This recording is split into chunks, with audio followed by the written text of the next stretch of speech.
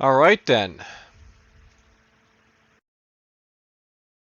A little while back, I did a Let's Play for a game called SFD Rogue TRPG. And I basically did that from an emulator on his computer. From my phone because I basically bought the game from Google Play. And I found it to be a very intriguing game. Especially for a phone game I used to play. Recently, the same developer for this game sent me a key for something called Crawl Tactics.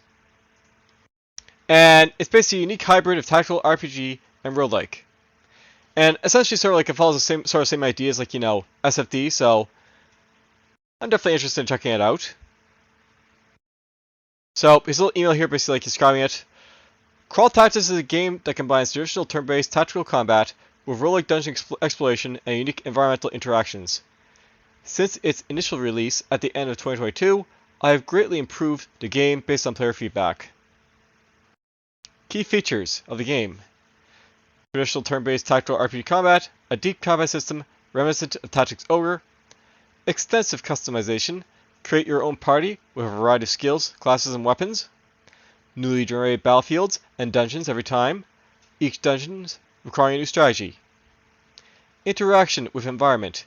Experience various chain reactions such as igniting flames with fire magic, extinguishing fires with rain, electrocuting enemies on water, and freezing enemies to immobilize them. Explore diverse environments.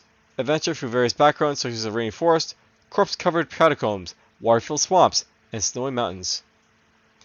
I'm reaching out because basically I previously played our game, and he'd be incredibly grateful basically play the game and introduce it. So I figured why not? We'll check it out. This is basically beta for the game, by the way, so keep that in mind, but whatever. Let's check it out and see how it goes.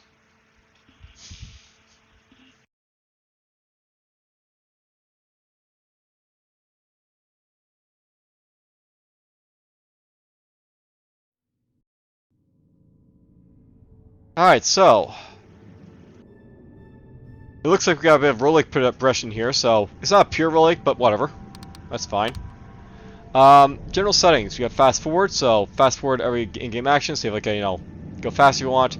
Fast exploration, fast forward moving during exploration. Confirm action, show a confirm message when selecting a tile for an action has a trap or no effect or friendly fire, so pretty important. Confirm end term. Confirmation message appears when allies still have APs left. Yes, we want this. Minimap traversal. Move to an adjacent room by pressing the corresponding minimap icon, so minimap travel. Mouse scroll. Scroll the camera when the mouse cursor gets to the edge of the screen. Sure. See how it works. Ordered skill. Displays the skills of HUD accordingly to the unit's skill slot positions. Screen shaking. I guess we'll almost see how it works. Death Agony. Play Death Agony sound when the unit dies. Show attack path. Move the cursor over tiles that are available for movement. Displays possible long-range attack paths and hit paths. Allow touch, so we can probably play this on our phone probably. Long press. To prevent accidental presses, some buttons require a long press to activate. So that's all that right there. So we got a little bit of sound control here. You make it louder, softer, whatever. Zoom it. Pixel near nearest, whatever. Resolution is currently 16 by 9, so blur is a full screen. Pixel multiplier, language, font, desktop, performance mode. You have controller options if you want to play as a controller, so that's nice. And then there's the keyboard, so up, down, left, right. And it's all our stuff. I assume it's basically covering the tutorial, which is basically over there, so. And I think that basically all stayed on there, so let's just go to the tutorial and just check it out. Alright, so welcome. This is an explanation of basic elements of Crawl Tactics. Press continue button to proceed. Okay, so you press this or spacebar. If you want to try again, or something's wrong, press redo button. If you want to skip current content, press skip button. Press the next button to get to the next entry. So up here I guess you have redo options if you want. Somewhere maybe.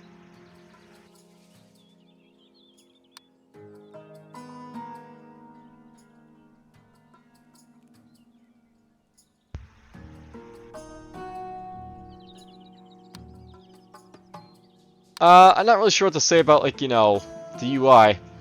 If there's a redo option, I don't see it, so... There's a scroll screen, by the way. Press the F11 key to toggle shortcuts on and off. Many buttons and UI elements will show tooltips when you hover over them.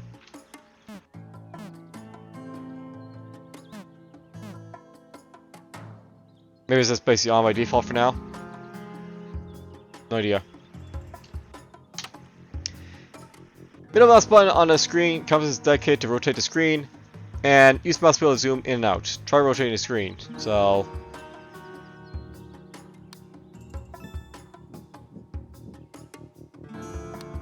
good. If it's difficult to see units due to battlefield's elevation differences, you can hold the Alt key to see a flattened battlefield. Hold the left Alt key for 2 seconds. So left Alt. Good. Okay, so here's like to redo skip buttons down here.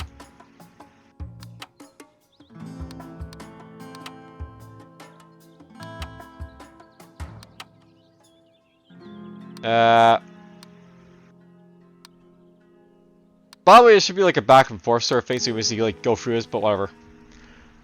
In exploration mode, the leader unit is selected automatically. The game will be over if the leader unit dies and its corpse disappears. Okay, so it's basically like a leader unit and there's like followers basically after that. Okay, so that's technically very roguelike. Selected character can move freely by left-clicking the tile you want to go to. If you move the cursor to the tile you want to move to, the path to the tile will appear.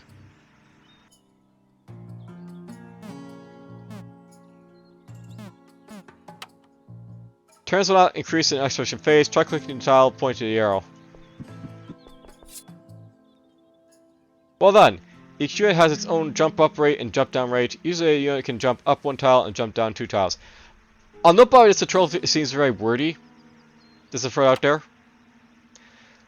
Note that the spike trap near the player unit does not hurt the player. Traps on the tiles are activated only when the unit steps on it. Oh no, sun lighting from the sky. Don't worry though, player units will not die immediately even if their HP goes to 0. So basically a sudden death. Player units will be at death's door state when the HP goes to 0. In death's door state, damage unit has 66% chance of dying. Heal unit will no longer be in the state. You can pick up an item by just moving to item's tile. Try to pick up the health potion. Well done. Shortcut will appear when the player picks up a usable item. Try using the item. So basically you're using yourself. Well done. Note that death's door stays gone. You can hire companions to work with you. The higher points should be higher than the number of companions in your party.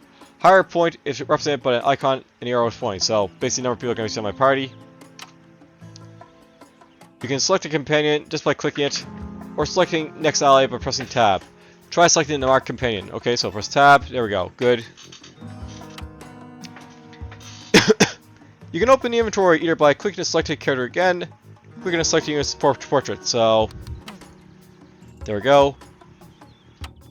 Good. In the equipment window, you can use items or equip gear and skills. These actions consume AP.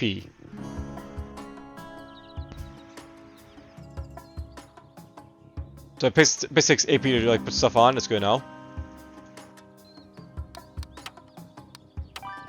There's the scrolls.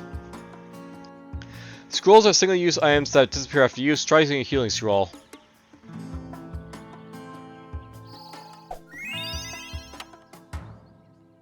Well done. Now open your inventory again. You can equip or unequip gear either by selecting it and pressing the corresponding button, or selecting it and with holding left alt. Try equipping a shield. The arrow is pointing, so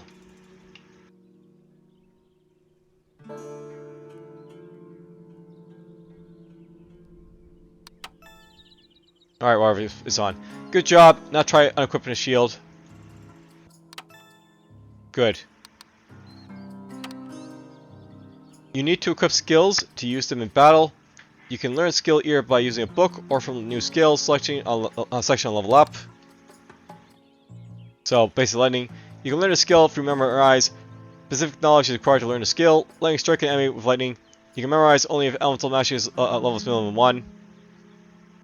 So where's my stats basically showing here? So strength, constitution, dexterity, agility, intelligence, survivalism, melee combat,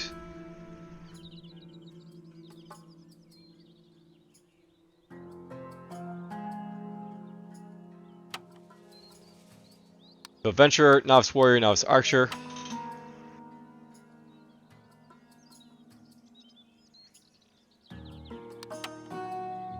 Now try selecting a book that the arrow is pointing. You can see that the book needs elemental magic knowledge. Try to memorize the book. Well done. Learned skills will be automatically equipped if there is a free skill slot. You cannot change skill slots during combat. Now equip burn skill in the skill slot indicated by the arrow.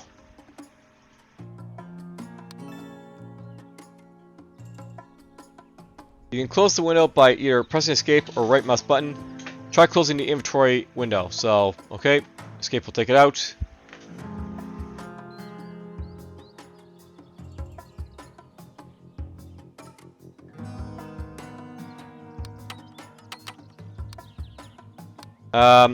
So there's an issue based on your thing here.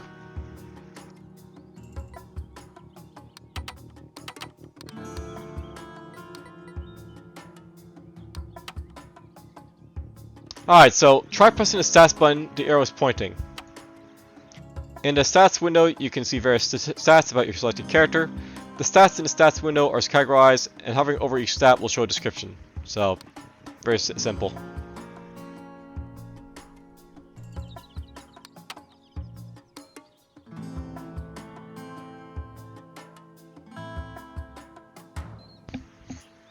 Still no idea where, like, the elemental magic, like, is listed here, by the way. Oh, maybe down here? Well, that's all my masteries for weapons.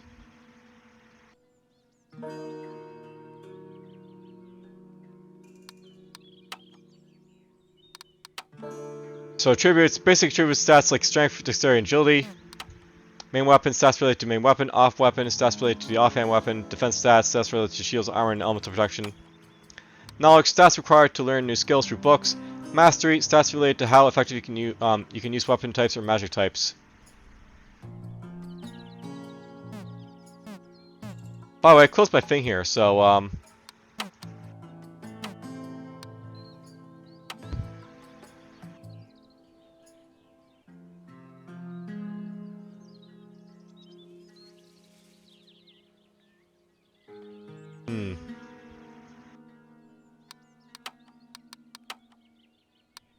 the skills, learn skills, traits, current perks. So, just to throw it to the developer here, you want to be very careful when you have like a wall text sort of tutorial. I don't really feel I'm basically learning a lot here, so that's not a good thing for like getting someone basically into the game. It'd probably be better just sort of like make the player learn by doing. So, you might have like all those like details, maybe basically in between like doing stuff. Whatever. Dungeons of Crawl Tactics are composed of rooms.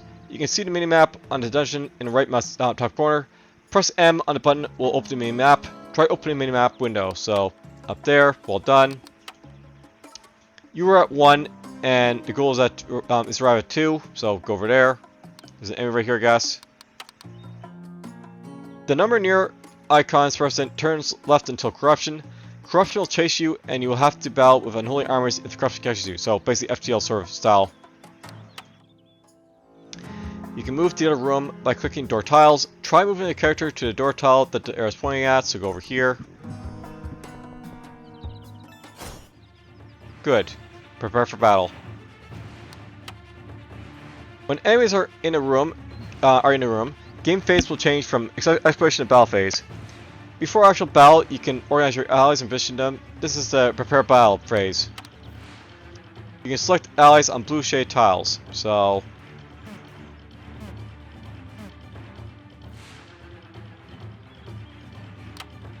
select the leader and try change his position. Well done. You can use a card once before a battle begins. Each card has various effects like changing positions, healing, changing climate, etc. Try opening the card window by pressing left control. Okay, so over here. I do like the fact that you can basically like sort of like press stuff, but you know, not really sure about the key pressing stuff. I suppose it's basically for like, you know, playing on like a phone, but you know, still not really sure. Battle phase, prepare battle. Some cards need input to be applied and other cards are applied instantly after use. Try using the heal card, so cast heal on allies and enemies. Use on undead enemy encounters. So these guys aren't like, you know, undead. So these guys basically regenerate health on water floor and does not receive a moving penalty. Volume water. Well done, each card can only use once per dungeon. You can change gear or skills in this state without consuming AP. Now, if you press space, the battle will begin. Let's begin the battle. So basically, like, you can prepare yourself for battle and then like get to it. So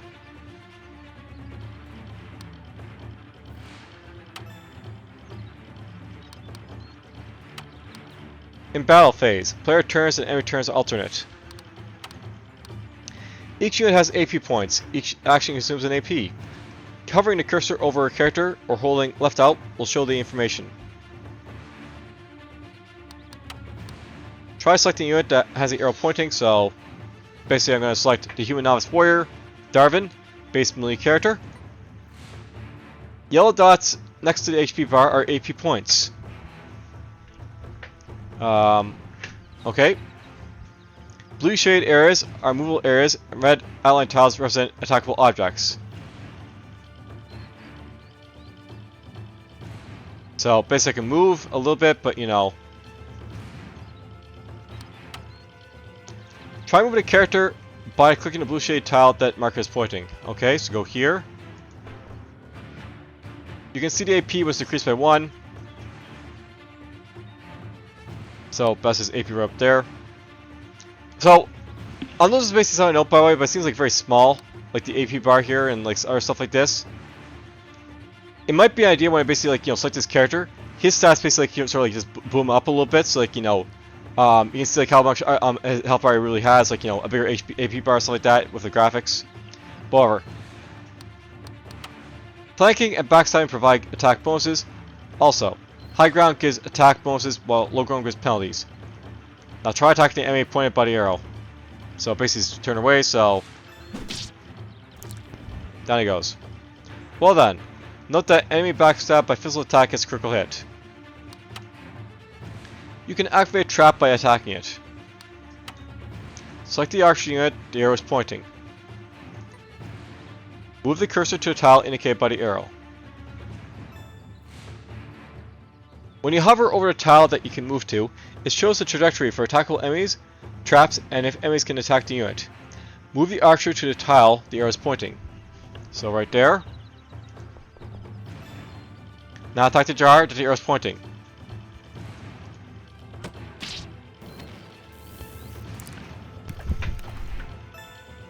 Alright, well done. Note that lightning causes splash damage near water tiles. When raining, every tile acts like a water tile. So lightning is very deadly in rain. Some skills need mana to use. This is player party's mana point. It is shared by all party members and increases for each turn. So basically I share mana. So kind of like, you know, very similar to like sort of deck builders. Select the adventure unit that the arrow is pointing. Move the unit to the tile that the arrow is pointing. The numbers on the skill button provide information about the skill. So blue number, mana usage, red number, cooling time, green number, quantity per dungeon level. So mana usage is 2, has a cooldown of like 1 turn, and I can basically like only use it twice. Or like, you know, per level. Attack the cannon with the burn magic. So So ignite this with fire damage, withers on poison cloud.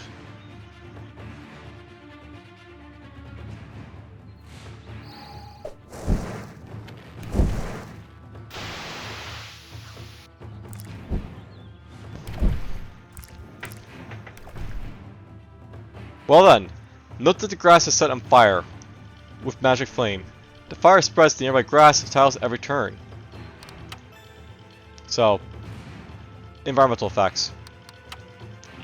We have spent all Alex AP. Time to end the turn. Press the end turn button. Enemy phase. So you tackle me and graze me.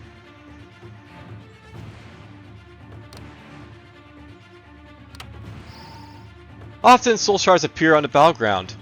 They disappear after a few turns, but automatically be picked up when the battle is over before it disappears. Souls can be used to upgrade magic spells, construct, or upgrade buildings. I'll select the leader indicated by the arrow. Some skills have limited number of uses per dungeon floor. This usually applies to healing skills, and green number in the upper right corner of the skill button indicates the number of charges. Now use the first aid skill on Novice Archer. Okay, so first aid, heal a target near the caster for a small amount. Limited magic, the max you only cast limited times per dungeon level.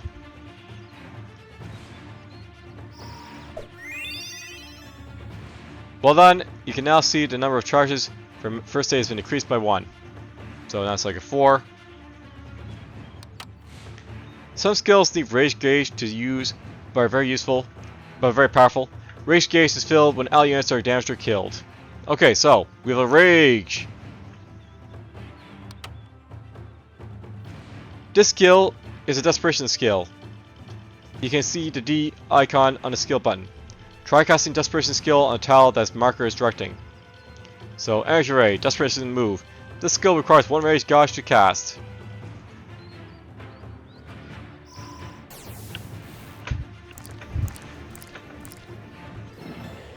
Alright, good. Victory. We got rewards. Apparently I picked up a caster at that point. After battle level up. When a unit levels up, it gains a skill point.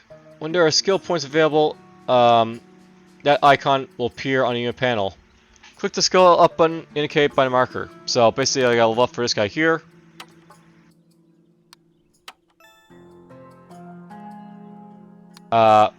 So leveling up grants a skill point, which can be used to learn new skills. There are 2 types of levels, the basic unit level and the class level. Both types increase when leveling up, but changing classes resets the class level to 1.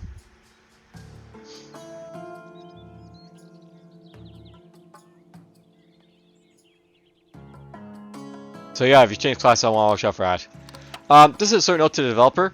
It might be an idea to sort of like, you know, maybe like, you know, I don't know. Make it so like there's like a different color than this, so like it's sort of like, you know, is like over it a little bit more. I don't know if to basically use like a 1920 by like, you know, 1080 screen, which is probably on the small side at this point for like, you know, modders, but it's still like, you know, probably like, you know, the base tier like, you know, modder you should basically like, you know, think about with like, you know, displays and such. Alright, so stats increase the unit's basic attributes and can be raised independently of levels. Basic skills can be learned once the unit's level requirements are met. So increased stats that determine basic attributes can be raised independently of levels. So intelligence and constitution.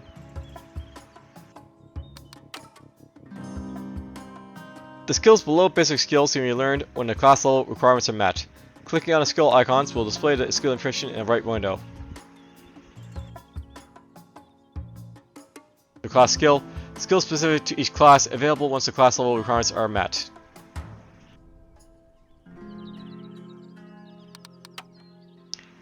Skills you can't learn are shown in dark. Select the desired skill and click the learn button indicated by the arrow. So you want to learn this. Now move to the next room.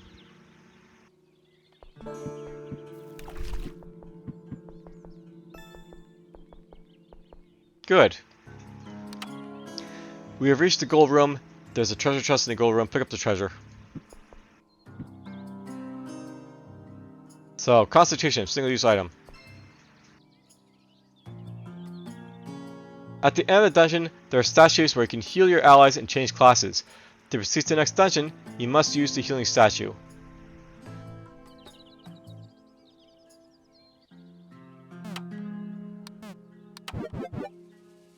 To change classes, use the class change altar in a dungeon or build one in a village. Select the apprentice indicated by the arrow and activate the class change altar. So you can change to an elemental mage, or perhaps something else when I unlock it. To change classes, class level must be above a certain threshold. Note, to change classes, you must not have any remaining skill points. Select the elemental mage button and then click the change class button. Upper class of apprentice and uses elemental magics. Okay. If you do not wish to heal, you can obtain a soul stone from your statue instead. Select the activate the statue. Select and activate the statue that the arrow is pointing to. So choice info: pray heals every party member, heals allies, removes negative effects, or demolish the statue and gets 5 souls. Originally, you would move to the next dungeon through this door, but for the convenience of the tutorial, you will move to the portal room. Now, move to the portal room. Okay.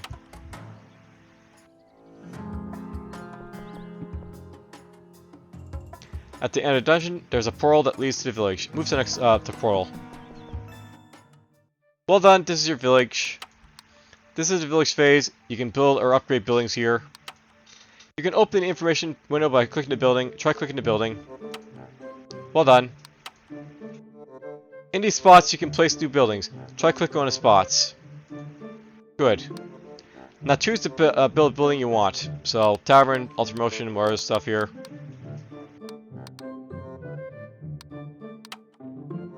You can hire allies here. You can change the class of your allies here.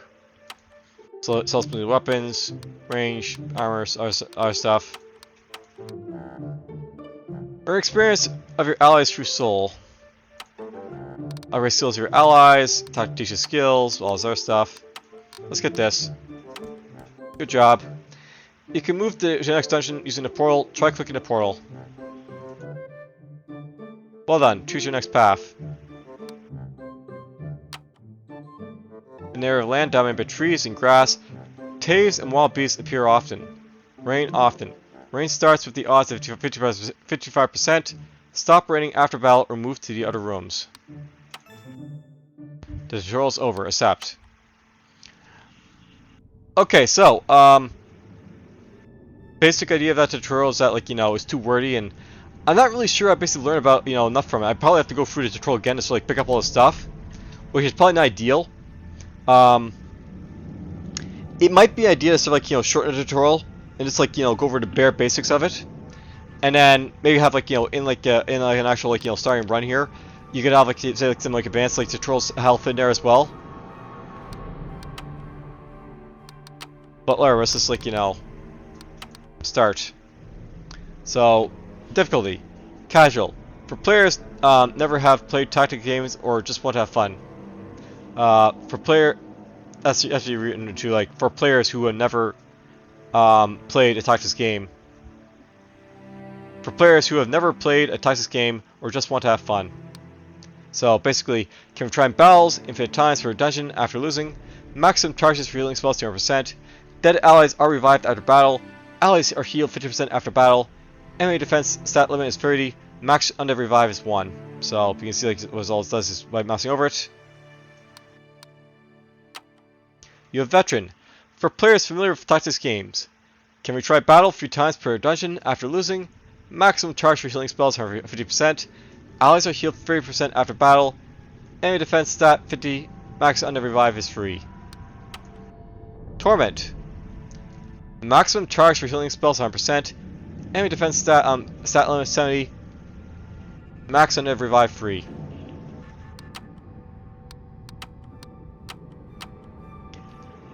I'm almost thinking that you should actually change this to say roguelike. Just say casual, veteran, roguelike. And it's You only got one try. Make the best of it or something like that. Good luck. So you actually see like down here what basically all does as well. So ally corpses vanish on fire and healing magic if this is checked. Okay. Corruption race will chase you if this is checked, so that's turned off there. Show tips. Display simple tips to the player when they need information or when new concepts are introduced during the game. Like this basically you probably want to have basically on for like your first time players. Like even if they basically have played the game before. Alright, I see like veterans basically the thing here we'll obviously have. Let's put on show tips. And interesting. So ally corpse vanish basically if like, you know, you have that there, but you know. I like the fact they actually have like this as like selectable down here, so we'll have like show tips basically on just so you know, for a purpose of like, you know, seeing what they're basically all about. You can have like a standard party, so adventure party, difficulty veteran, starting location ruin, so the remains of a lost civilization architecture, ruins, grass, and ponds. So here's our character. You can be female or male. You can customize this guy apparently, so okay. He's called Spark. I kind of feel bad where there should be like a randomize button in here, so you can have like randomized names. But whatever. You can customize how he looks, I guess. That's cool.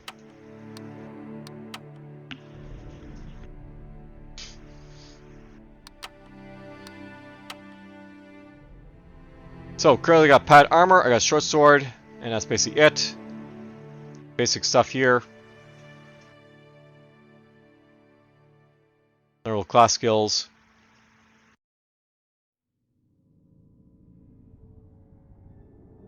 I got a bit of first aid and a bit of this entangle, I guess.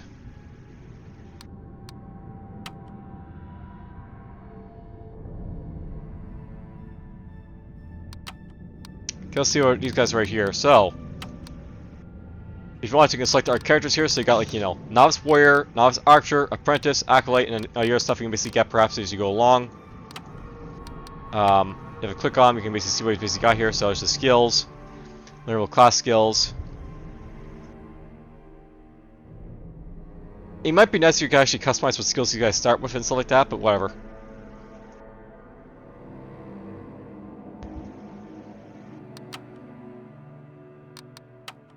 Let's just try and change her, you know, color if I can.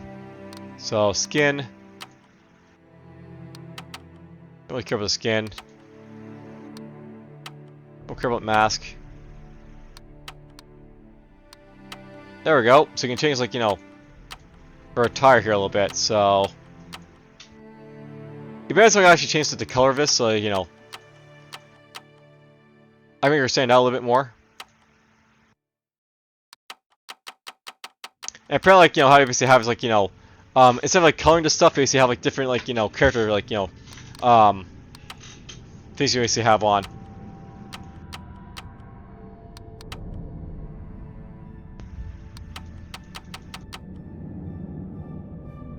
Is she naked?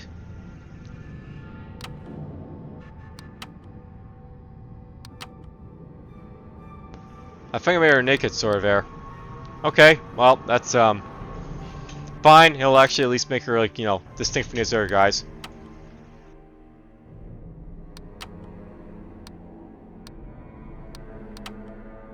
Whoops. Start. And, you know, I went back there, of course, because why not?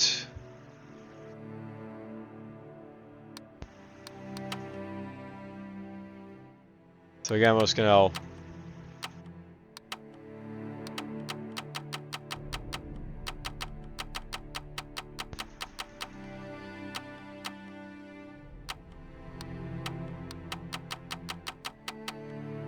There's none.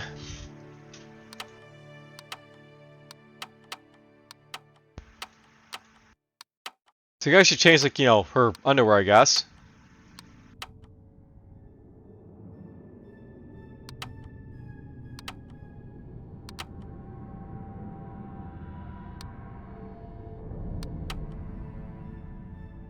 We'll customize this guy to be a little bit different as well. So he's got novice top and stuff, novice helm.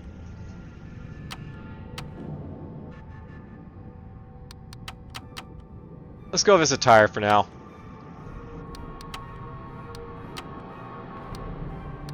Makes a little bit distinct for this guy.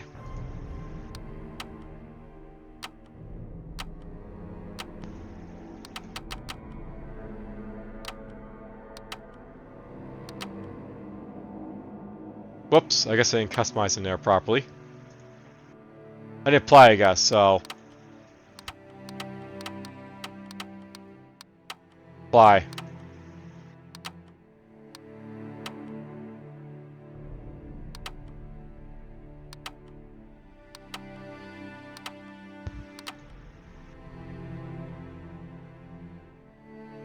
I can't really tell if these guys are changing here, by the way, so...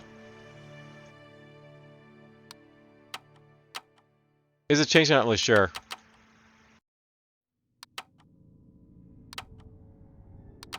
Maybe I can't change the adventure. And I went back there too far again. I really don't think you should basically have like this X here. It makes it really hard, like, you know, going back and forth, like customizing these guys a little bit, but whatever. Well, let's just get to it, I guess. We have some cards here, I guess, in our stuff, so we'll start. The Amulet of Islif, a relic with immense power, has been shrouded in mystery for ages. According to legend, this amulet can grant its bearer immense power, enormous wealth, or even the ability to resurrect the dead. One day, rumors started to spread that the artifact, once dismissed as mere superstition, actually existed. Okay, so that's too fast. The adventurer is someone who enjoys the worlds and freedom rather than wealth or fame. During a previous journey, he was trapped in a deep dungeon, but after defeating a resurrected demon at the bottom, he escaped and found an unknown map. Later, he had a dream where he saw an army of dead invading the human world from the north, and received a revelation that only the relics indicated by the map could stop it. So, I'll note that this is a thing about the, like, you know, those like little text blurbs and stuff like that. You might want to have, like, you know, a sort of next or, like, you know, button right there or something, just to, like, you know, go through it for, like, you know, reading if you want to at your own pace. Alright, so in-game tip. Welcome to the world of Crawl Tactics. The message you're seeing is an in-game tip that appears whenever a new element is introduced to the game. When tip window is open, some buttons will not work. If you no longer wish to see tips, please uncheck the button, the checkbox below. So show tips. I want those. Alright, that's fine. So in-game consists of exploration, battle preparation, battle, and village sites. Currently is in exploration state. You can tell the icon at the top left indicated by the marker. The exploration state allows you to move and interact with objects without being constrained by moving a range or AP, so you don't have to worry about that sort of stuff that's only in battle mode. If you move a unit to the passage tile indicated by the marker, you can move to the next room. When one unit moves through the passage to another room, the entire party will follow. So cure, we got ourselves a scroll here. So, okay, we got ourselves a scroll.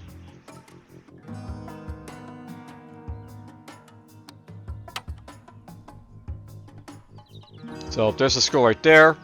Cure removes restriction effect on a target near caster. Scroll. A scroll allows you to use the skill once. The skill disappears after use. If I'm basically restriction by the way there.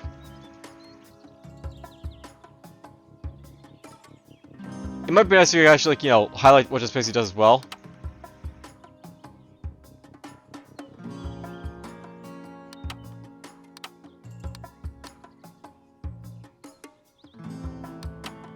Let's just get going. Alright, so, your party encountered a hostile party. They want your money or your lives. Choice info. Give them a bribe and avoid battle, so give them 42 gold and you can avoid battle, or fight. Fight with a party of current rooms. Show information of the party. So, room type, hostile party. You've arrived, you have arrived in a room of, with a hostile party. So, again, it should be written better, but whatever. They trade goods at higher prices or demand tributes to avoid combat. You cannot pass through without making a choice. Okay, whatever. So, the leader here is the headhunter. So, strategy is normal, perception is normal. Can recognize traps, but cannot predict the effects of trap buttons or teleport traps. Strategy. This unit chases opponents, but hesitates to chase when traps are obstructing it. So very simple, stats here. He's got short spear attacks. He's got a range of 1 to 2. He's got throw spear, throw equip spear, and he's got spear master up, increases spear master level. He's got bowman here, so basically attack with a bow with his range of 2 to 4. He's got a slave here, range of 1. Weapon needed sword, axe, or club. He's got a couple more slaves here.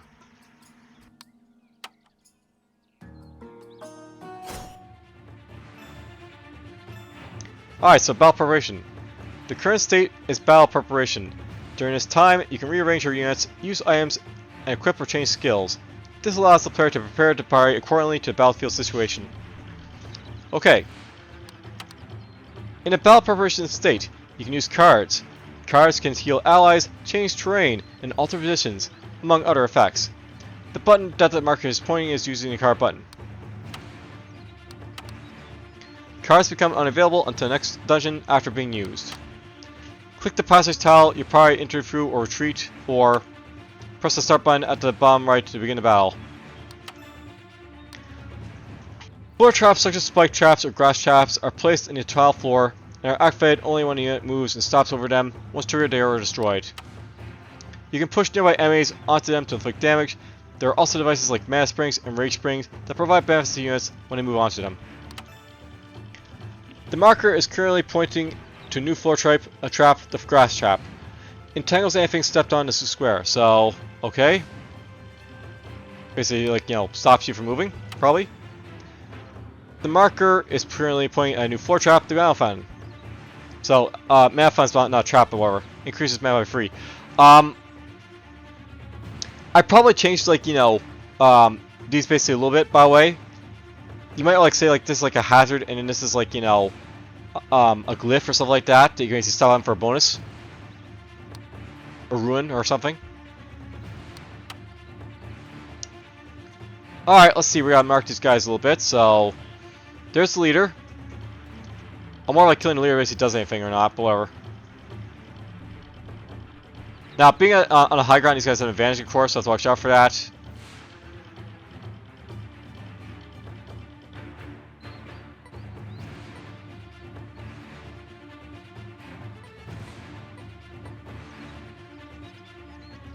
I'm gonna try and run this way, maybe. See how it goes for me.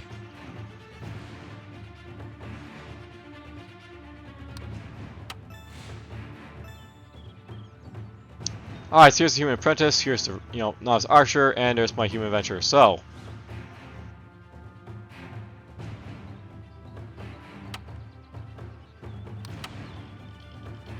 Alright, so, in battle state, allies and enemies attack take turns alternately. Units can use skills such as move or attacks by consuming AP. AP is represented by yellow dots above the HP bar. So, 2 AP. Units can act with remaining AP, are indicated by the flashing outline. If no allies can act, the end turn button will flash. During ally or enemy actions, pressing unknown allows fast forwarding. And if no damage or other effects occur after moving, rewind is possible. No idea what that basically is, say to me, but whatever. So, I'm gonna go here.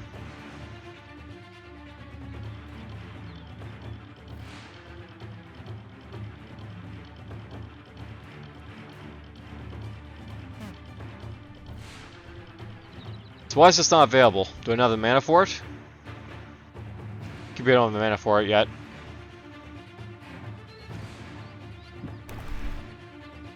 Let's get here a view.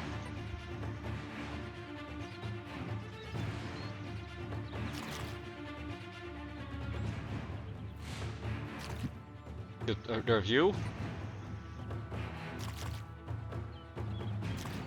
I'm gonna go right here.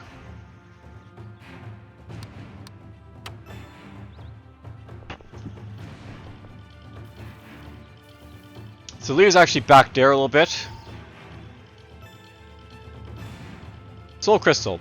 A soul shard has appeared. Soul shards appear randomly on the battlefield and grant free soul resources when collected. Soul shards are automatically obtained at the end of combat. But otherwise, they will disappear after a few turns. So this is where like this actually matters, basically. This basically reminds me a lot of like Final Fantasy Tactics, where like when players died, they like left gems and stuff like that, and you can basically like collect stuff from them after their death. Okay, let's see how the Tangle works. So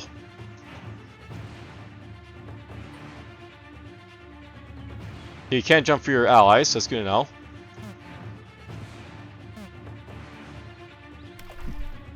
Okay, he gets entangled. Cannot move or pushed, so you can't be moved or pushed. So, yeah, I basically write can't be moved or pushed. So that's just how it goes.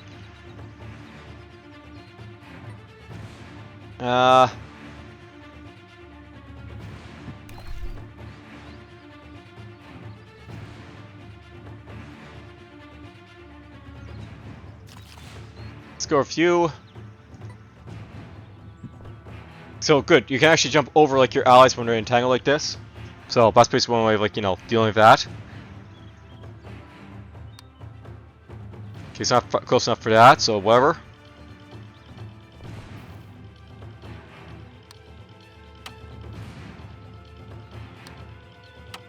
Probably have a confirm end turn on, but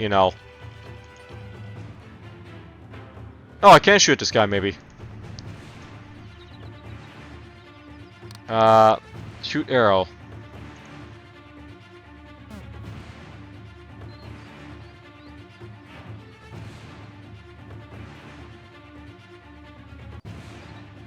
Wonder why it says like it can't be affected. So I realized that in a tutorial, basically terminal, you can like make the train more visible, but it might be nice to actually have like a key basically or something like here, like okay, pressing Alt does it. It might say nice if you actually have like a key basically somewhere here, can press this like toggle that for you.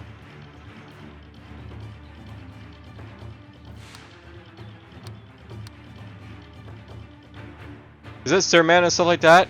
So it could be that the enemy has mana as well.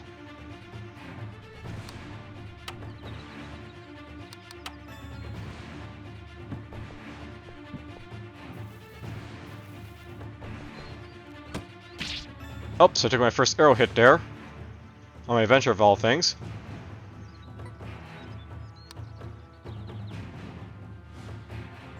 There's the leader over there, by the way, so watch out for that.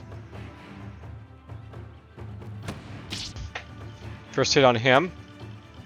So you can only do that like once, I guess, and like that's basically it. Concentrate. Melee weapon accuracy goes up.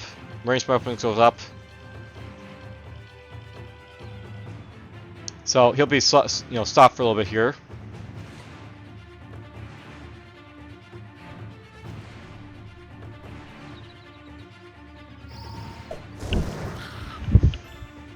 Burn.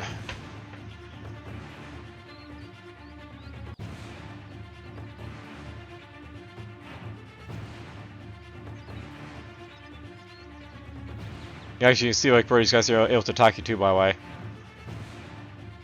Sort of.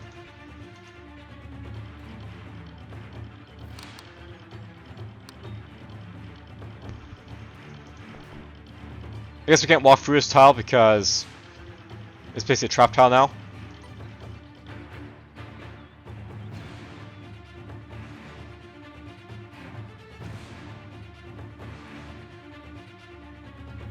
Oh, you can actually disentangle your friends with like, a disentangle type ability. That's good to know. I kinda wish there was like an Overwatch ability, by the way.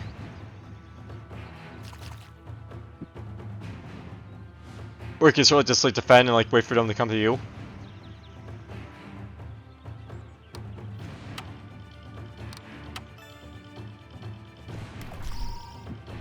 So you got the mana fountain. And that's getting worse, of course.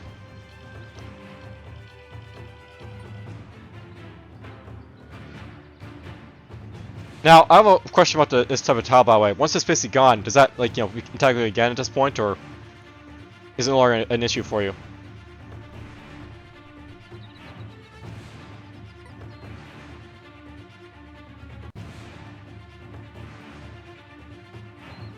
I can walk through here, but I can't walk through here. I'm not really sure about that. Have you got more movement points? Yeah, so you got free movement range, so that's worth noting. Haven't got that just yet, but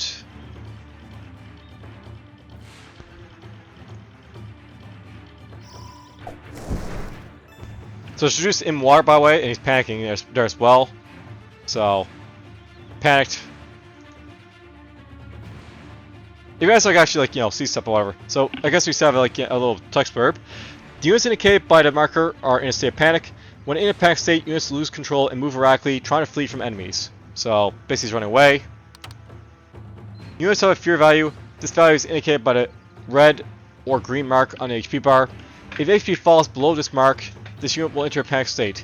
Specifically, the conditioned current dash max HP fear minus 100% is met.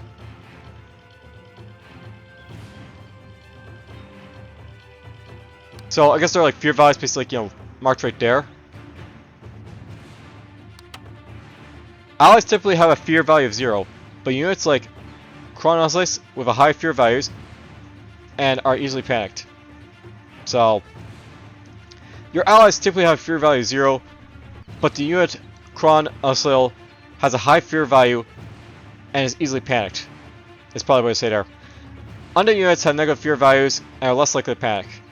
Units hit by dark attribute attacks will have their fear values increased.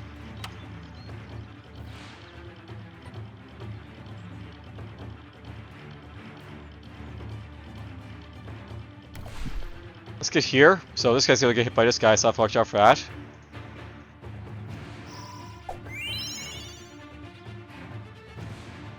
I almost feel like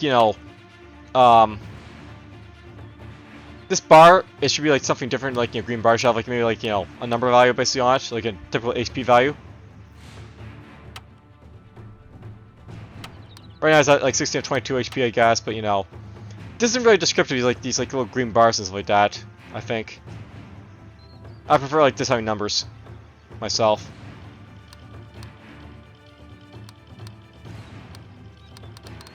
I'm not sure what that's all about, but whatever. You can still do stuff, apparently.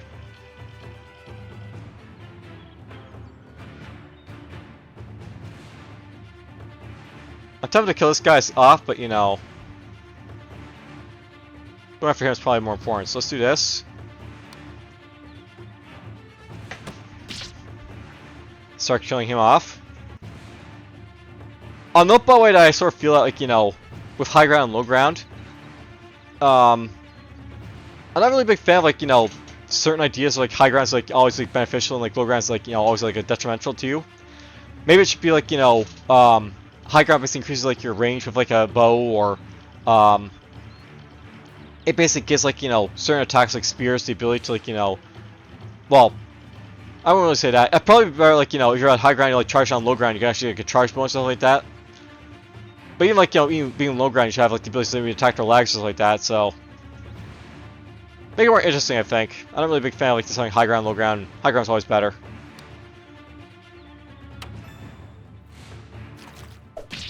Here's a spear attack. He's on death's door apparently. That's not great. Does that really hurt?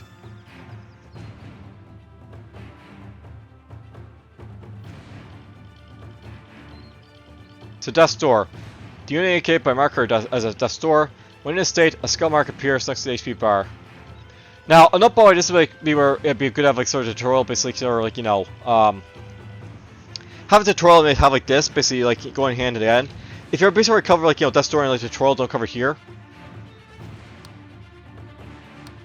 So blah blah. When HP is at 0, units in the state do not die immediately, but if they take further damage, there's a 60% chance they will die. They will die. So any more damage this guy takes will kill him. So let's watch out for that. Death's door state can be removed by healing. Some enemies have skills or traits that allow them to ignore Death's door state and kill allies immediately.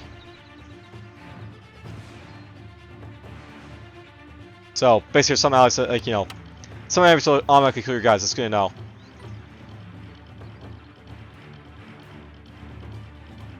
So I guess I can't jump over 2 guys. That's worth noting. I can move away, which is nice.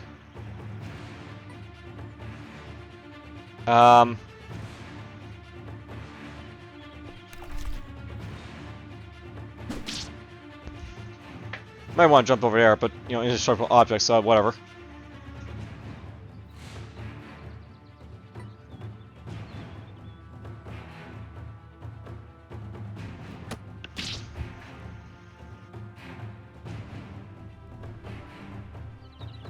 You stay there, I guess.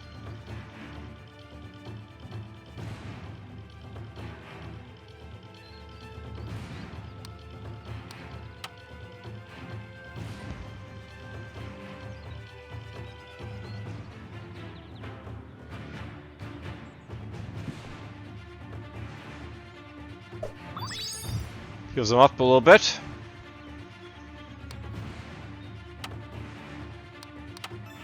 It might be nice to actually have like some, like, you know, menus basically right here, but whatever. Okay, I lost. I lost my adventure, so we're done. The marker is currently pointing to a corpse. When a unit dies, a corpse is left in its place. If a dark damage is inflicted on a corpse, it causes dark splash damage to try and for tiles. So, I basically learned that basically, like, you know, AP means you can attack like twice in a turn. So, basically, as an thing to keep in mind, but whatever. Be careful of undead type units that can resurrect after a certain number of turns. If the corpse remains, you can remove a corpse by using a healing potion or healing magic or flame magic on the tile where the corpse is. The same applies to ally units. Their corpses remain if they die. You can revive a dead ally using the resurrection potion. So basically, I'm not dead yet. Okay. If an ally's leader dies and their corpse can't be resurrected, it results in the game over. So I can bring him back with, like, you know, healing him.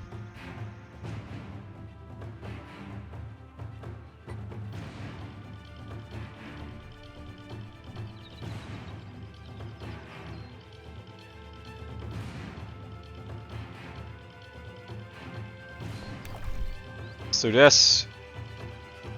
Whoop! This will hurt me, so.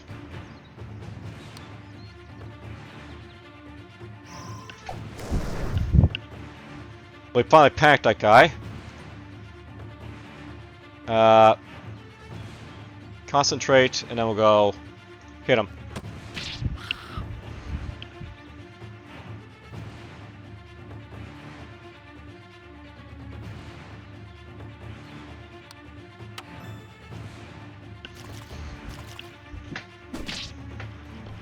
Does he have the high ground there, I wonder? Has a, like, you know, a little bit of, like, you know, thing there.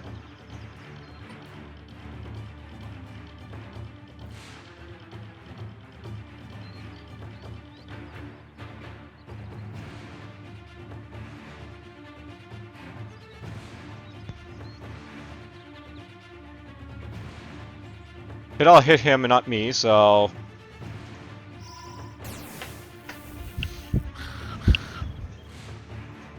That's done.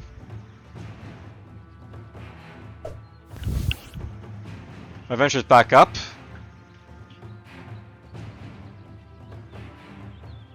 So it looks like it's basically just like, you know, Final Fantasy Tactics where these like corpses will actually disappear after a while.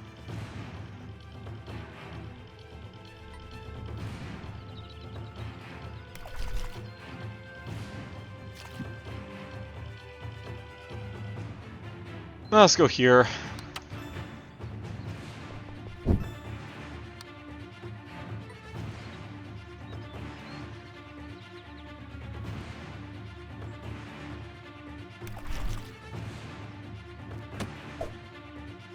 They can dodge apparently, so that's worth noting.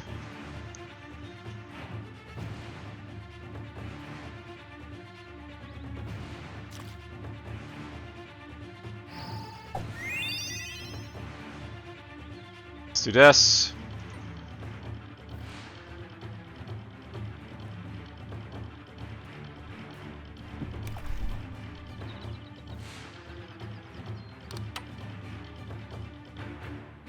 Oh, actually, basically on water we have reduced like movement, so that's what's happening right now.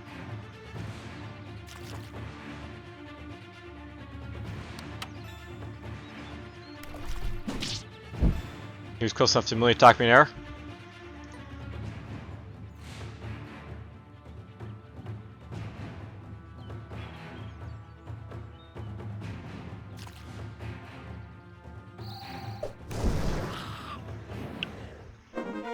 Alright, there's victory. We're not dead yet.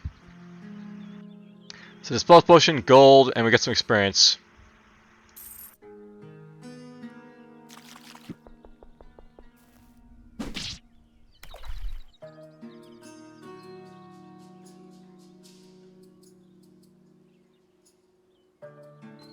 So, contains water when destroyed, so that's what those are all about. So here's the map. So right now, base have creeps, mindless monster to battle with, no compromise. Mindless monster to battle with, no compromise. So we got basically hostile party, neutral party, creep, treasure, merc, unknown, boss, that's where we're going. Event, corrupt lever, goal, skill shop, master shop, healing shrine, shrine. Do these guys heal up a little bit after this battle? I'm not really sure.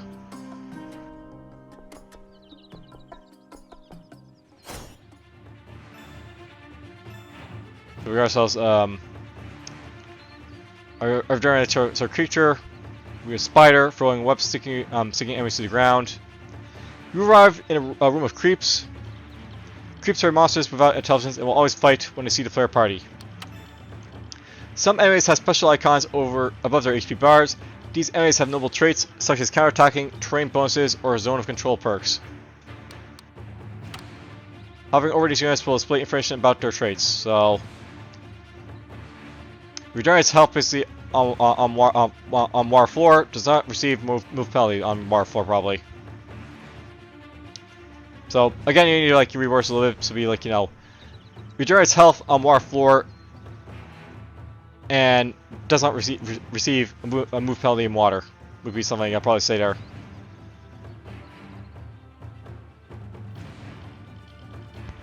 Or like, you know, on war floor, regenerates health and receives no like, you know, move penalty.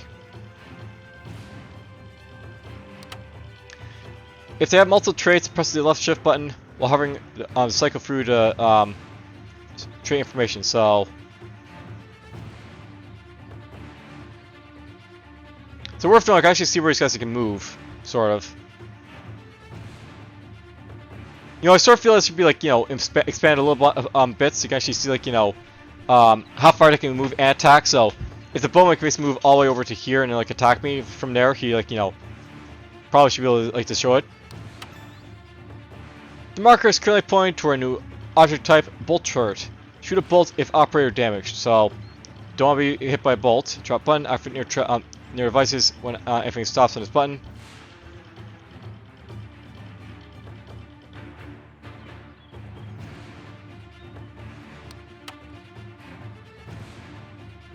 So yeah, don't want to get hit by the bolt. That'd be bad.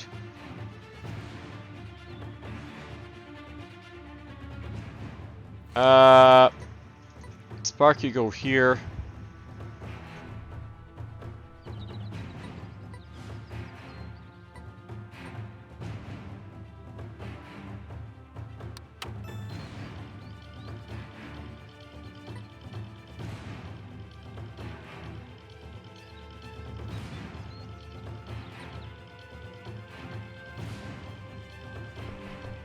Let's get here. Jump up here. Get here. Missed, but oh well. They'll go right here and... I don't know, let's go right there. Can I be attacked from here, I wonder? Or is it too high?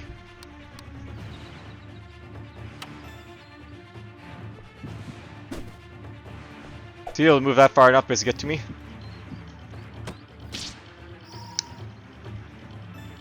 What's this?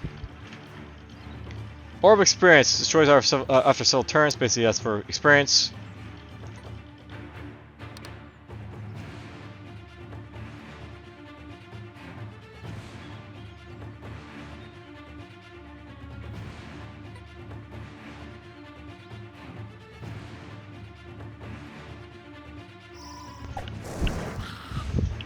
That one's done.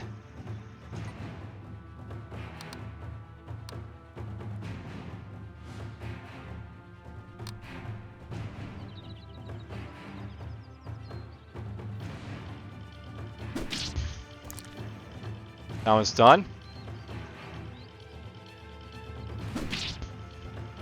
Hit you. That was a bad miss, but well. You might die yet again, and then I'll be done, but whatever.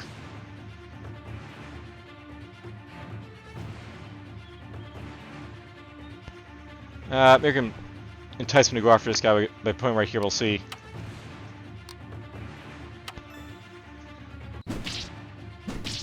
Nope. Still want to kill him.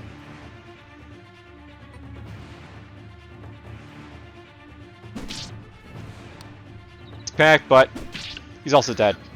So it looks like these guys probably are smart enough to at least focus on, like, you know, certain characters. So gotta watch out for that.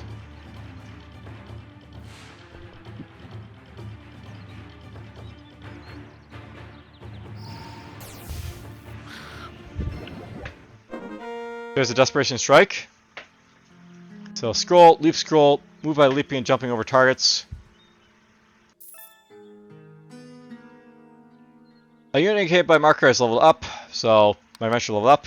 You got his HP back, cool, so that's the thing. When level increases, the unit gains skill points. When skill points are available at, you know, the chevron, will appear on the unit panel. Press the skill up button indicated by marker to choose a skill to learn.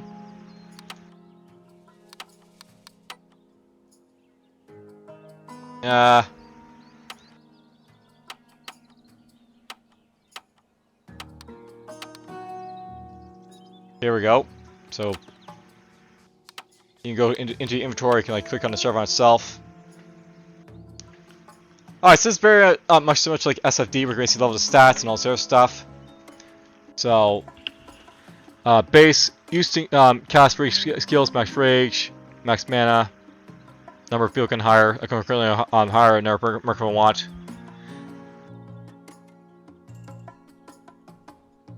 So class level 2. Strike enemy with lightning or increase the caster's defense when then wait.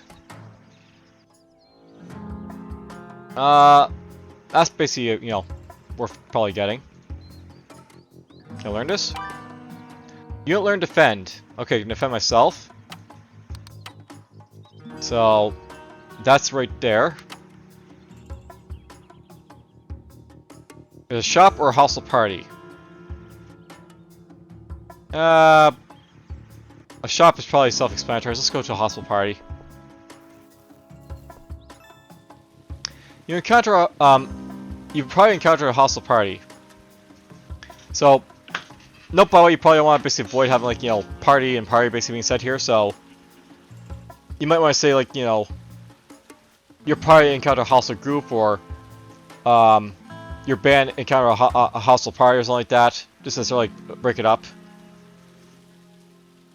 So water temperature. The temperature and water vary according to each dungeon's ecosystem. Temperature is categorized as hot, normal, cold, and remains constant for each dungeon, while chance of rain is determined and changes as you move from room to room. You can check the current climate temperature for the icon indicated by marker in the top right. Unless it's constantly a constantly raining ecosystem, rain occurs at a certain probability when entering a room and stops when leaving the room. When it rains, the accuracy of the arrows decreases. Also, fires on the battlefield are extinguished and poison clouds disappear. Additionally, puddles form on the battlefield, causing the frozen foot status immobilized when hit by ice magic and taking extra damage and splash damage when hit by lightning magic. Alright, so, you know, basically saying before, let's just fight him. So, there's a leader. New floor type spike trap. The marker is currently pointing to new floor trap spike trap.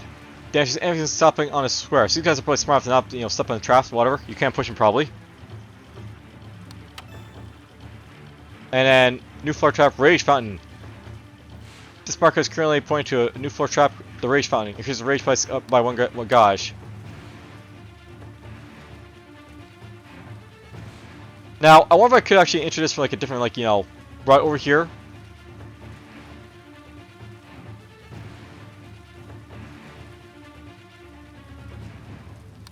No. So this is like the only way basically in here, and up here is like, you know, the way out. You know.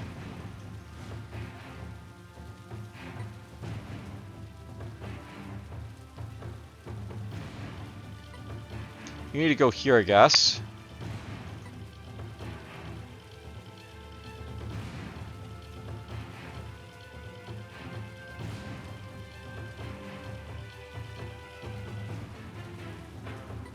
You'll go there and you'll go here.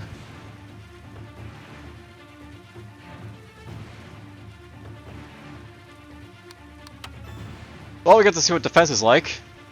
I think lightning might have worked a lot better here. So go there and defend. Okay, that's done.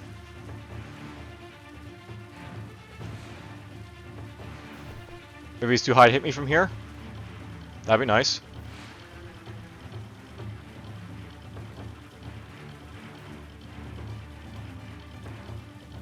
Let's see here.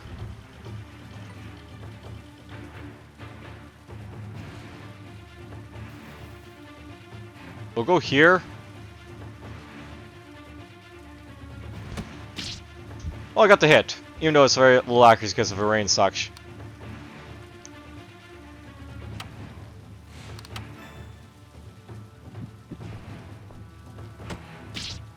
He still went for my leader there, which is nice.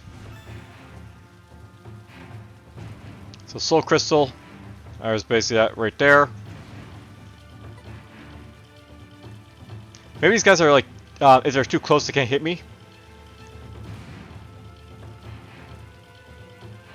That could be a thing.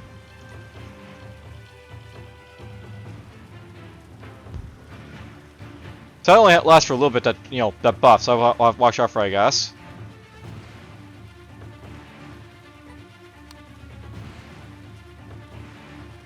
Let's go like this. Got you.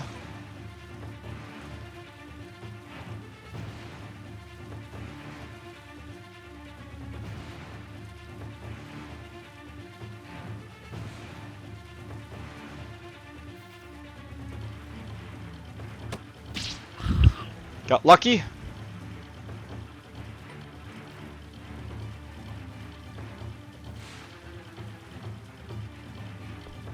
Let's go there with you, and then you're just gonna wait.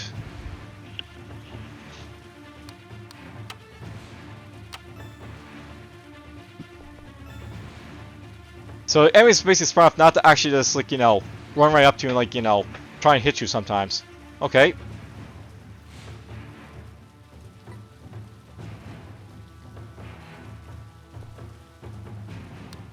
There's push, by the way. So you can push the target unit back.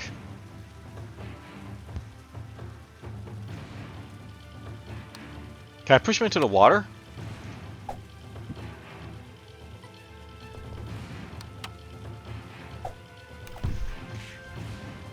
Okay, so you can push him into water, but it's not very beneficial. So...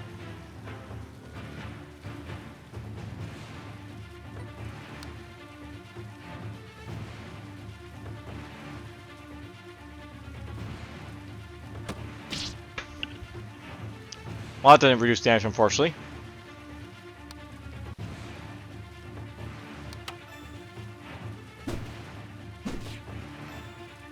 Yeah, that hurt a little bit. Armor crushed.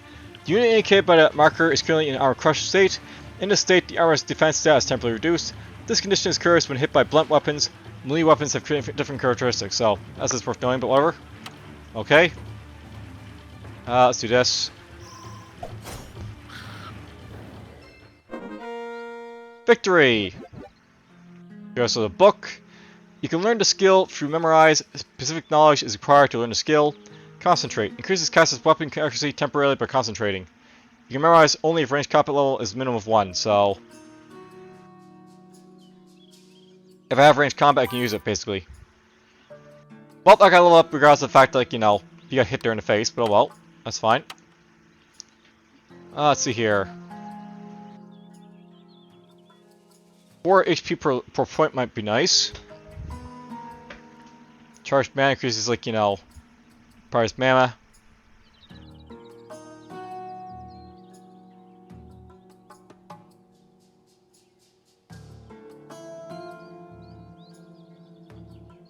We'll get this one now, I guess.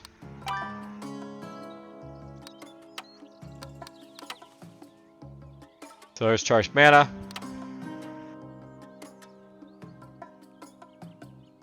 And again, he leveled up because, like, you know, he levels up. There's a magic shop that way, but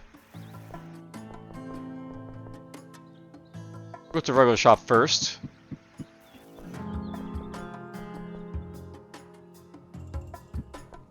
There's an item shop. He drops me, like, you know, some gear here. Some enchanted stuff, perhaps, if I want.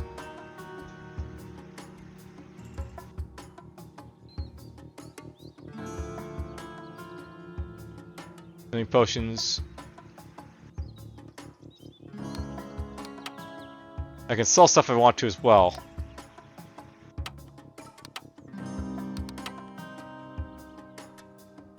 So let's just see, does this guy have the skills basically for, you know, ranged? He does have bow mastery.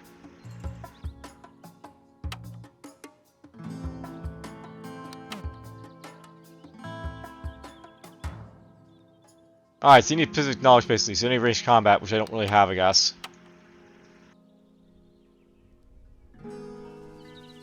I got melee combat, but not ranged combat.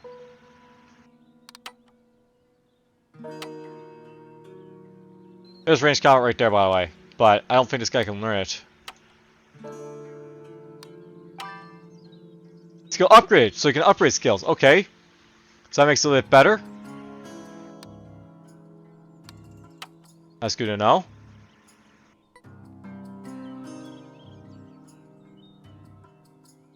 So currently I got pad armor on, it's like better. So less accuracy, more damage. Should probably check this guy's inventory a little bit more thoroughly. So currently I got pad armor and I got a short sword. He's got wooden stave and it's two-handed. He's got bow and it's two-handed.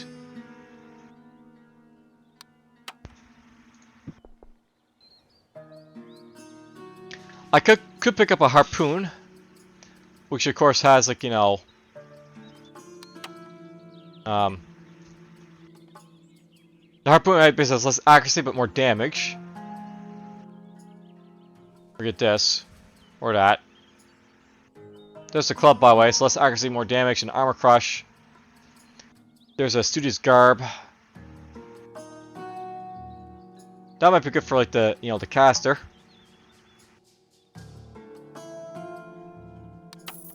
Buy disc for the adventurer. He's got that on. Yeah, this guy's got no garb on, so I'll buy that for him.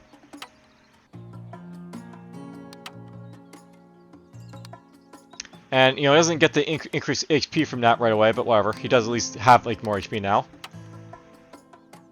which is useful.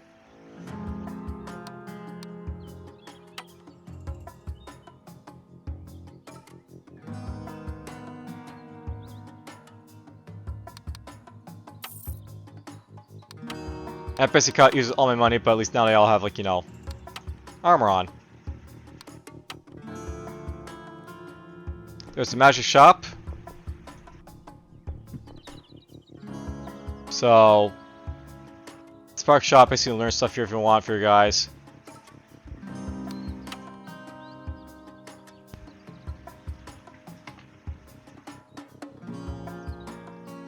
So here's a healing shrine. Heal your party members or increase alignment point. Event. What's this alignment point do for me?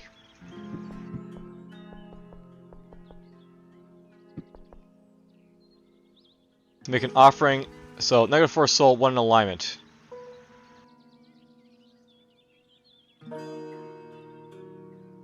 Well, I guess I have the souls.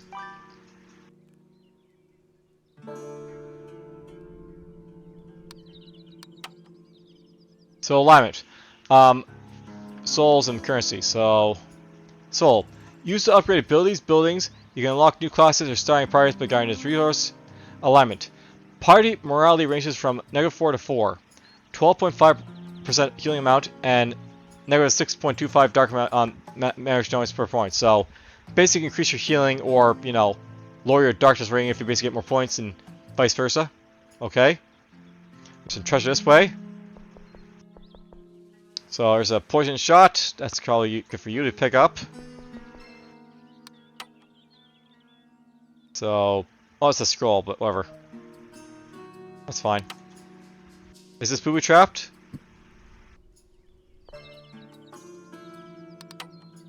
There's mana crystal, single use item. Increases mana by 1, so very simple and forward. Neutral party. So the neutral party is basically just like, you know, a neutral party probably.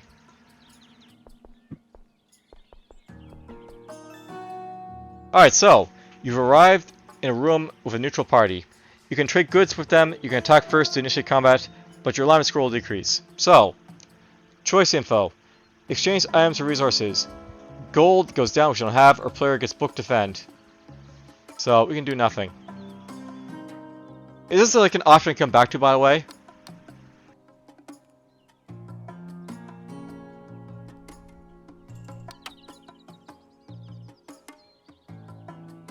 I guess we could probably do nothing we want to as well, but whatever. There's an neutral party over here as well. So in our party here, basically you can get rooted. Do nothing. There's a merc hire over here if you want to hire, you know, a merc. Does this cost money, I wonder? It's mercenaries. This unit is a mercenary in a dungeon. You can hire mercenaries for a fee. Dungeon mercenaries have unique advantages and disadvantages compared to those hired in a village. To hire mercenaries, you must have remaining hire points indicated by the marker. If you lack the required hire points, you can dismiss existing mercenaries using the button indicated by the marker. However, mercenaries hired for the first dungeon cannot be dismissed. So I can dismiss these guys, but well, you know.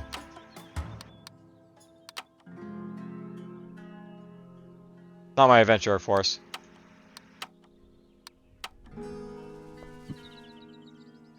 A hero Quintus wants to join your party. Traits. Additional knowledge, he's got ranged combat, and courageous, decreases fear.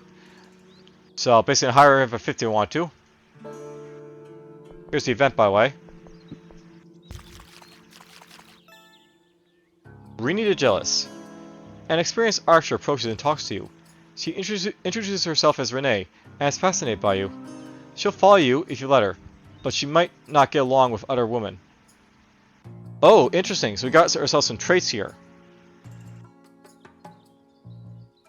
This room contains a quest. Unlike regular events, quests have special units or items, and you can achieve results through choices.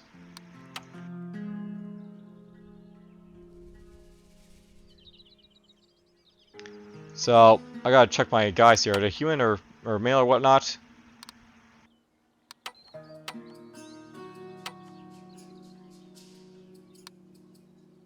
So, this would be good where you actually could see, like, you know, what gender these guys basically are.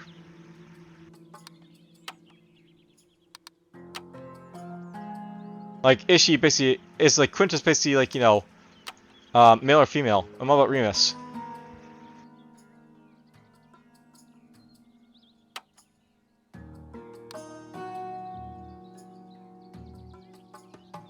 I can't tell this sort of information, and it's not relevant to what gender these guys basically are.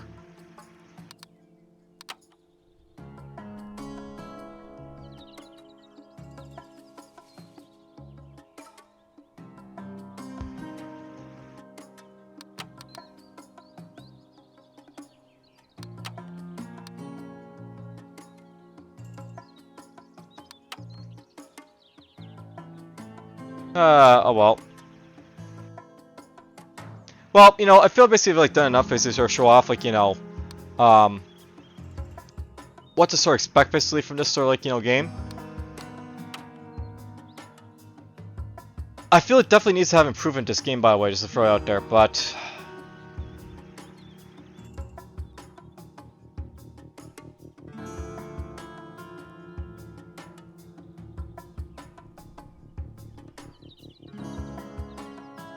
the Jealous of Female does not allow hiring other female members.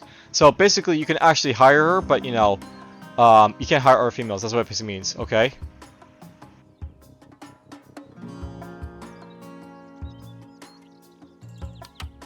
So we got ourselves basically an archer here, basically.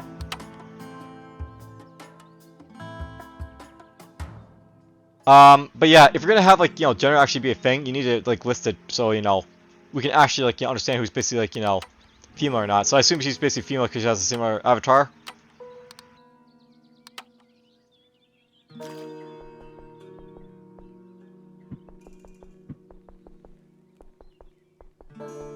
Let's try to think here. Skill shot, perhaps. So do nothing.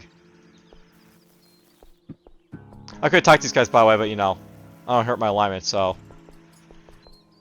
there's a skill shop. So he gives me like skills, basically do stuff. So lightning strike, attack with equipped weapon, deal lightning damage. There's like cleave, attack 3 tiles in front of you, attack her and equip with axe. Need two-hand weapon to use, and then like bash, attack and knock back an enemy. That'd be like a really awesome one to basically get because you can charge and bash him in the face.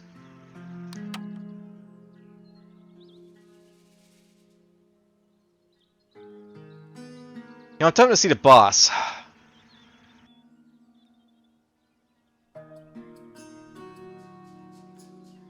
But we can see the corruption is basically starting to seep in a little bit there. So the corruption basically is like very FTL-like, sort of speaking, in this sort of manner. Just creeping basically in. So yes, I can come back to these events, but eventually it's going to be like difficult to really do anything. But I like just come back to them.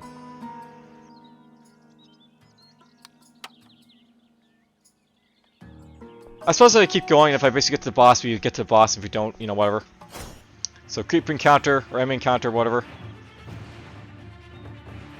Let's see here. So mindless creature that pushes back enemies. So this guy just pushes. Sheet shooter, you're going to basically be a shooter, and a spider.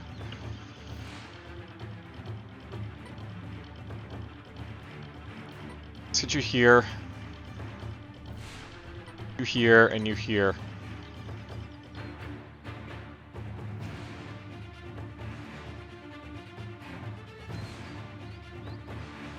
I almost feel like it'd be nice to actually like jump into these maps and actually position like all around in like different like starting areas so you can actually get like different benefits. So maybe we could like start over here. As instead of like over here. Start the battle.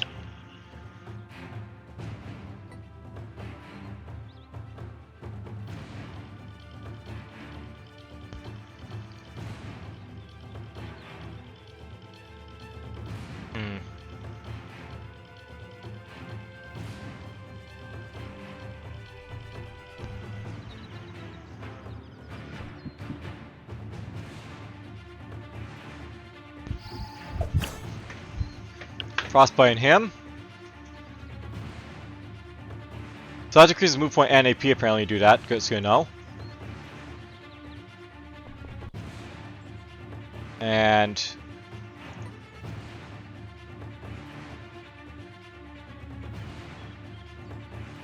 can't hit anyone there, so let's go after him.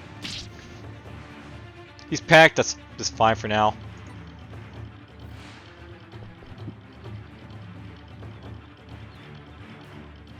Let's defend. Oh, very nice to actually also see their turn order.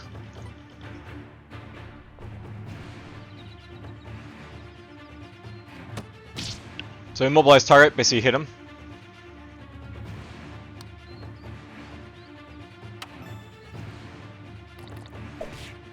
Okay, so pushing you can, damage like your friends if you do that sort of thing. And that guy apparently can move, that's good to know.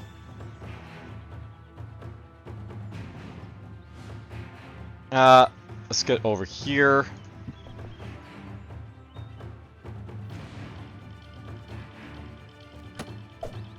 Missed that shot, but well.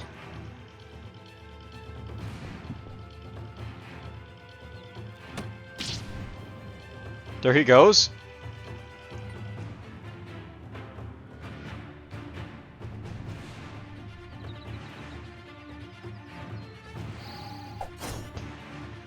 Resisted that apparently.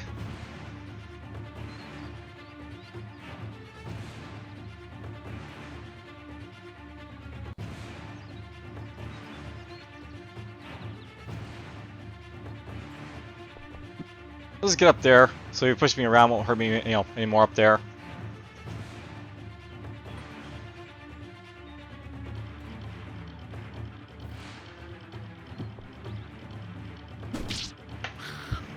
Now, does experience basically get divided based on like who basically gets the killing shot in this game? I just opened this guy up. He's up being pushed over here, by the way, so that's a bit of a mistake, but oh well. He still got pushed, that's fine. So you got webbed. You're entangled, but that's fine.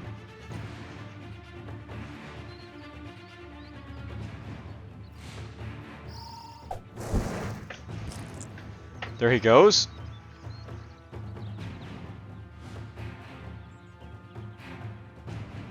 I'm gonna hit my friend if I basically go after you right now, so...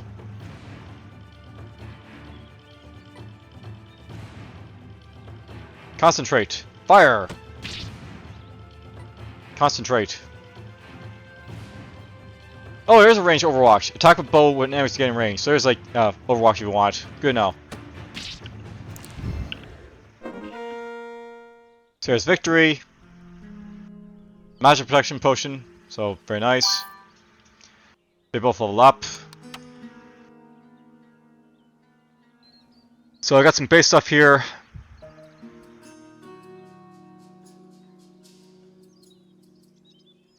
So heal the target as within a few fields, blah blah, or throw unit, or an object.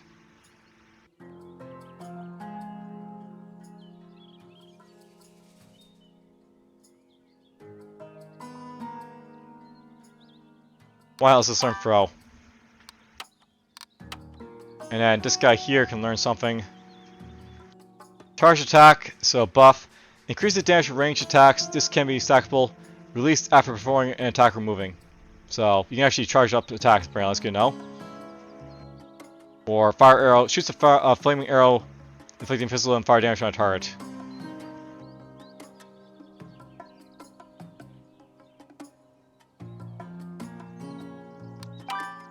Let's get that, why not?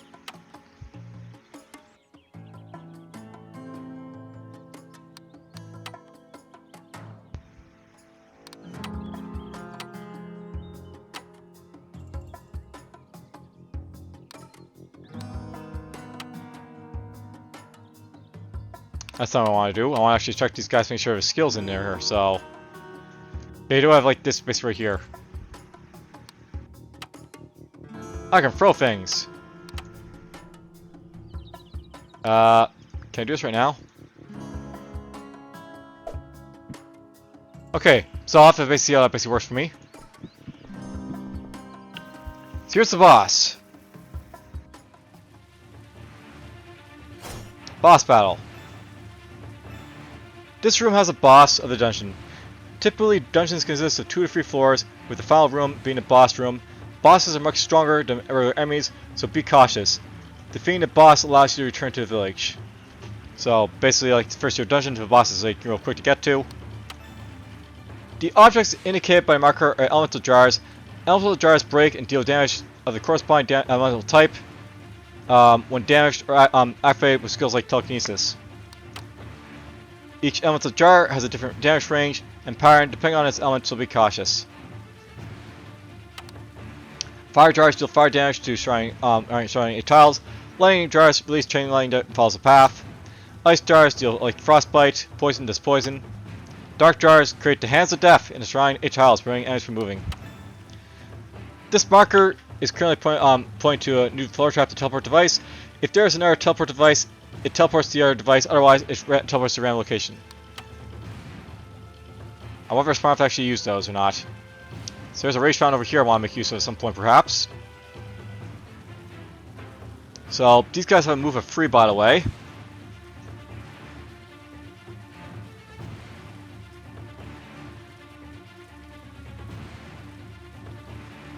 And then the boss over here. You got free HP.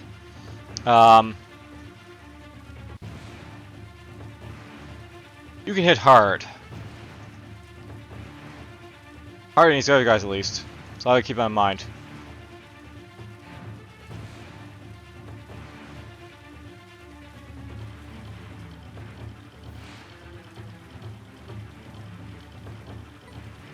Hmm.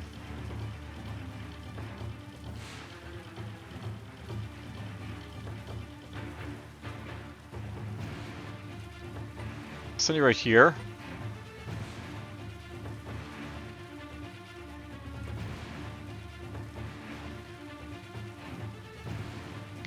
It might make sense to try and run this way to try and get to this jar.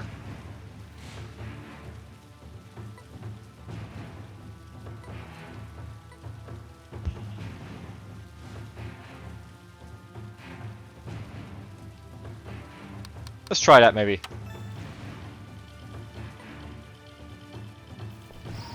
We'll get this. We're not close enough to really hit anyone, so I'll go.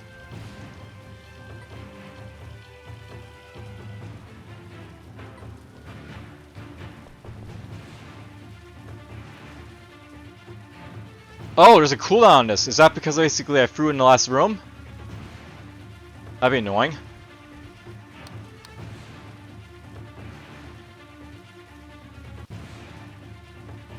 I'm trying to push that to see if I can actually, like, you know, get rid of him that way, but whatever.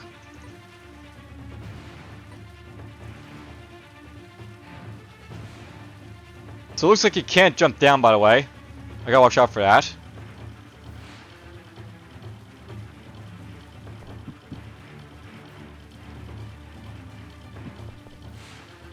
At least I know about it now. Will he jump down this way, I wonder?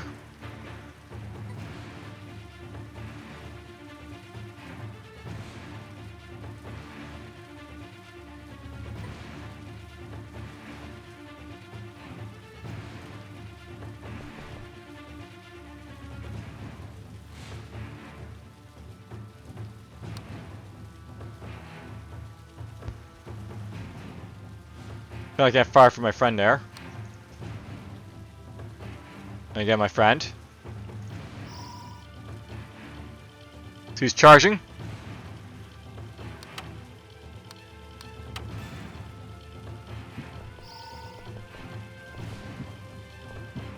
See, they're going over there. They're trying to.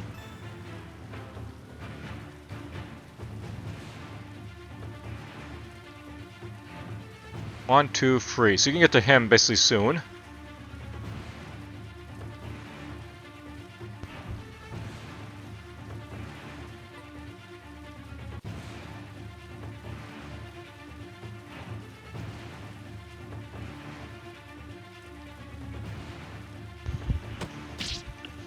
Let's do this.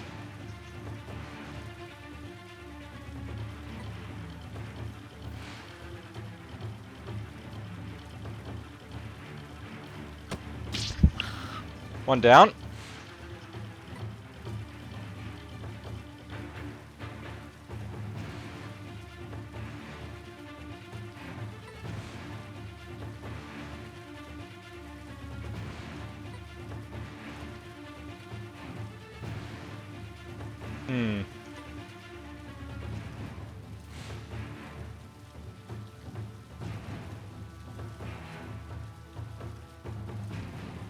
I can't hit those guys yet, so...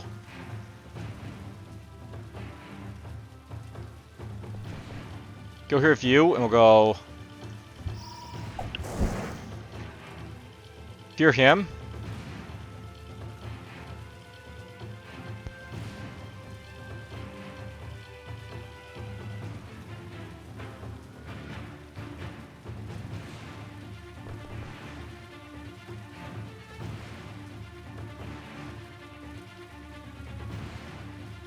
Yeah, I'll go here. He's too far away to get to him, so that's... Yeah, well.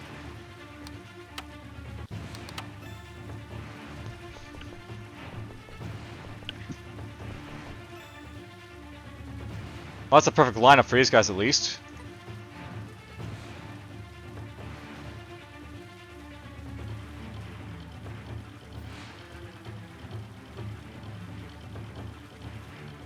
So that's too high to jump up to, but you can jump down from it. Okay.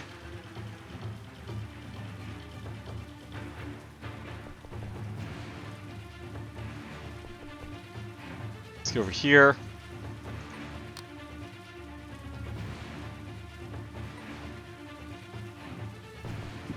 Let's go over here.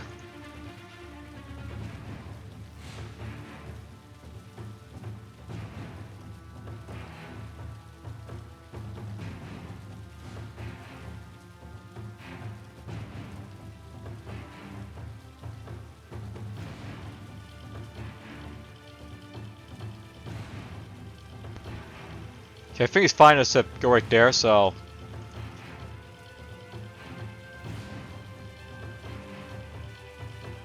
Let's have to do himself right there.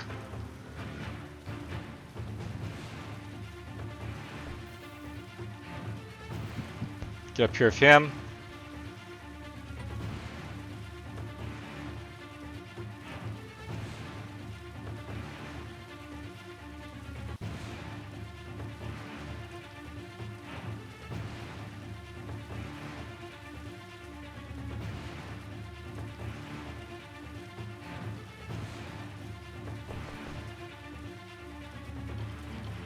So, I can't really escape the blast here, unfortunately, so...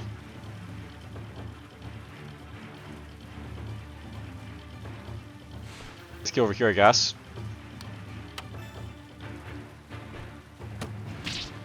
Okay, we hit that guy. Oh, that guy got the experience, apparently. That guy ran away.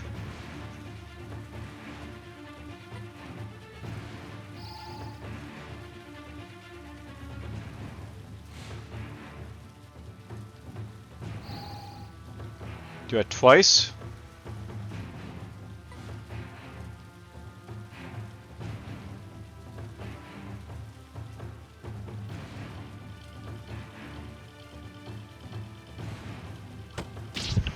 Let's keep hitting him.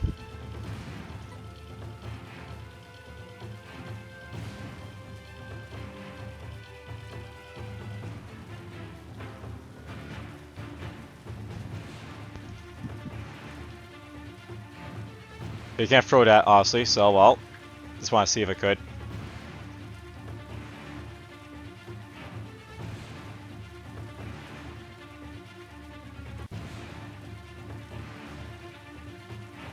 Let's go there for now.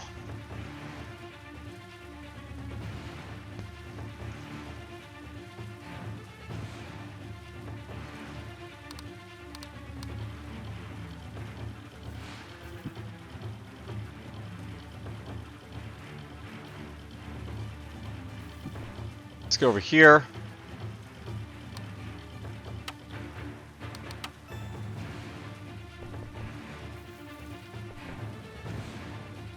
That's funny, teleport up there for a moment.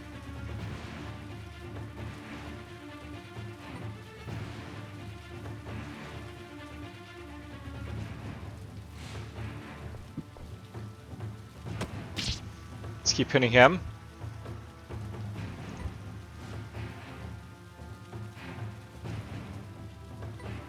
Yeah, I can go over here after him.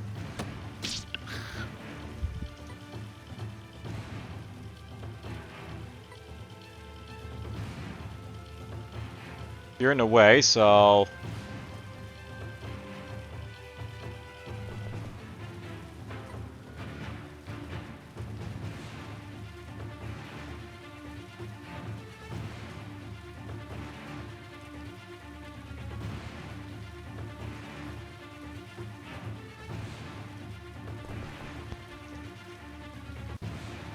That will work.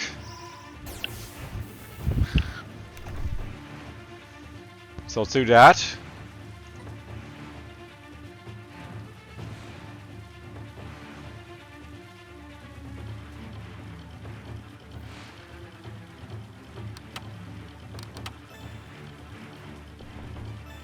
By the way, when they're basically like panicked like that, if like the next turn they're not going to be panicked, I probably would have it so, like, you know, the panic would suddenly be gone. If basically like his panic, like, you know, like that, you basically like, you know, he was basically like still panicking, but you don't know if it's basically going to end or not.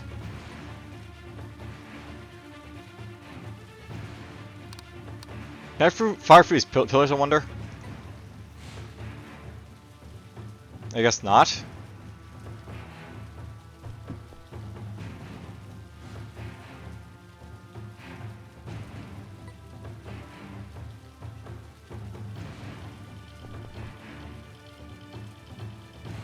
Oops, I did the wrong thing there, but well.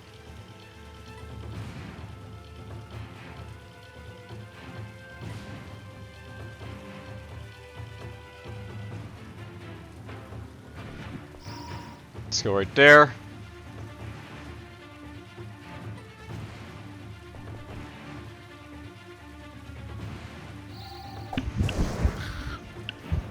And there we go. We're done.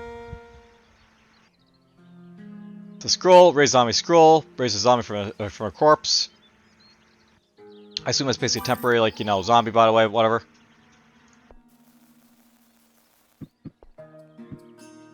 So there's a club. And there's a way out. Here's my village, by the way, so... In the village state, you can reorganize the party after battle to check the status and equipment of the allies, select the village hall.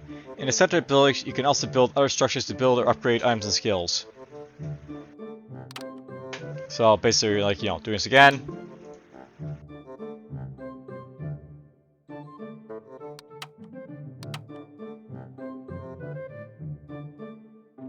So, again, tavern. And I can basically hire people that I want to here. So, novice archer, preventist acolyte, novice, like, you know, archer. And upgrade this apparently as well. Reroll it. So it takes like these gem spaces to make it less worth noting. Alright, well, this is definitely good enough glow space to sort of give you an idea what's basically going to go on. If I go back here, we'll basically go to like your next area. So there's a ruin, snow mountain, cavern, riverside, ruin, forest. All this stuff. Never released the cards, but they're there, I guess. So invert position, change the player's party's starting position to the opposite side of the current room. So there's an ability to do that if you want to. Good now. Alright, well. So. Save file will be deleted, of course, but whatever. You got Crawlpedia apparently here for, like, you know, stuff you want to, like, you read it. Skills, but other stuff. When you unlock it, basically, you probably get this other stuff, but, you know, we're not quite there yet.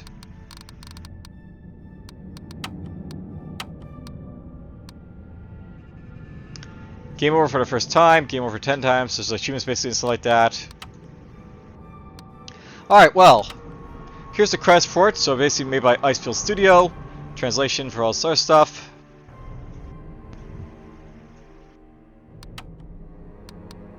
Changelog, you can read the updates here. So blah blah, last update was basically August 17th. Doing our updates for a while. There's a Discord if you want to go like meet the dev. Alright, well, I think that's basically a good enough video to sort of like show off, like, you know, crawl tactics there. Almost 2 hours. Hope you guys basically enjoyed it and take care.